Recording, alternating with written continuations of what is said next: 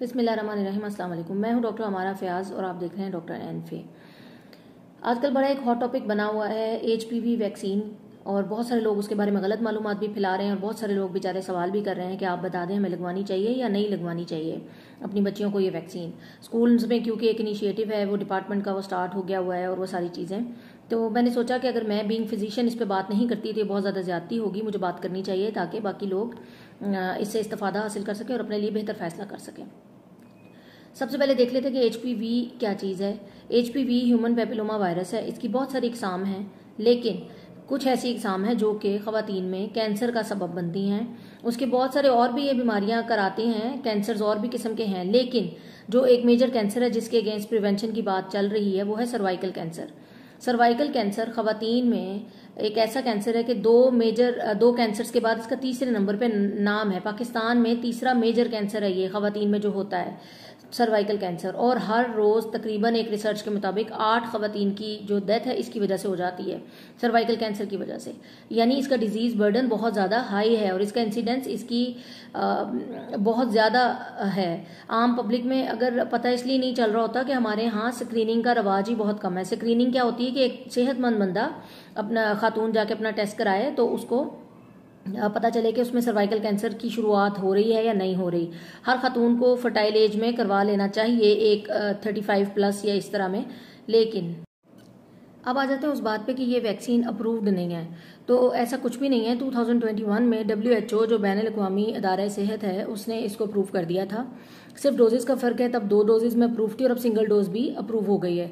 तो कोई भी दवाई या वैक्सीन अप्रूवल तभी उसको मिलती है जब उसके ट्रायल्स हो चुके होते हैं। तो हमारी आवाम पे इसके ट्रायल्स हो रहे हैं या ऐसी कोई भी बात है, या ऐसा कुछ भी नहीं है, इसमें कोई सदाकत नहीं है। अच्छा, कुछ लोगों का सवाल होता है कि अगर ये वैक्सीन जो इफेक्टिव तभी होगी जब बच्ची सेक्सुअली एक्टिव होगी, तो फिर ये पहले क्यों? बाकी वैक्सीन्स की तरह इसको भी टाइम से पहले लगाना इसलिए ज़रूरी है कि जो निज़ाम है हमारा मुदाफ़त का वो जरासीम को पहचान ले और उसके खिलाफ बरवक्त ज़रूरत, यानी जब उसको उस जरासीम से इन्फेक्शन हो बच्ची को, तो वो उसका क़ुव्वत मुदाफ़त का जो निज़ाम है वो सारा उसके अगेंस्ट काम कर सके और बच्ची को प्रोटेक्ट। 12-14 साल तक इसकी जो प्रोटेक्शन है कि फ़ंड्स लेने के लिए सरकार ने ये वाला काम किया है, तो ये भी मुमकिन नहीं हो सकता इसलिए कि कमिट किए हैं पैसे WHO ने, बिल एंड मेलिंडा गेट्स के साथ, यूनिसेफ के साथ, और ये गावी भी इसके अंदर शामिल है। गावी क्या है? Global alliance for vaccination and immunisation. तो अगर इन सब ने, इतनी सारी ऑर्गेनाइजेशन है, इन्होंने मिलकर कमिट किया है और WHO के मुख्तलिफ थर्ड पार्टी वैलिडेशंस और ट्रायल्स के बाद ये ड्रग अगर अप्रूव हुई है, तो ऐसा फंड्स की कोई इसमें वो नहीं है।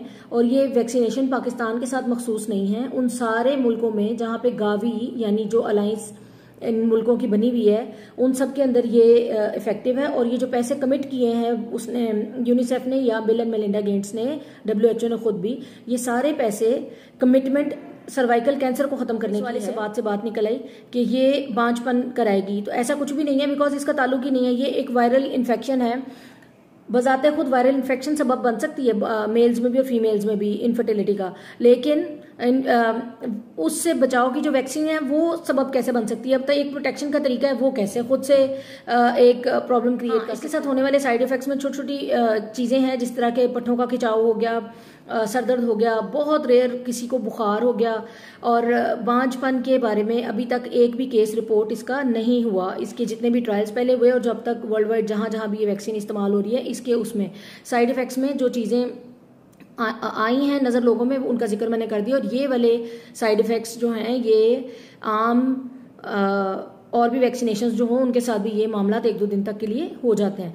तो मेरे ख्याल से अभी इस बारे में बिल्कुल परेशान आप लोग मत हों और बेफिक्र होकर 9 से 14 साल की बच्चियों को ये वैक्सीनेशन आप लगवाएं ताकि उनका फ्यूचर सिक्योर कर सकें और उनको फ्यूचर में किसी ऐसी मूजी मर्ज से बचा सकें जो कि उनकी जान के लिए जानलेवा, उनके लिए जानलेवा भी साबित हो सके।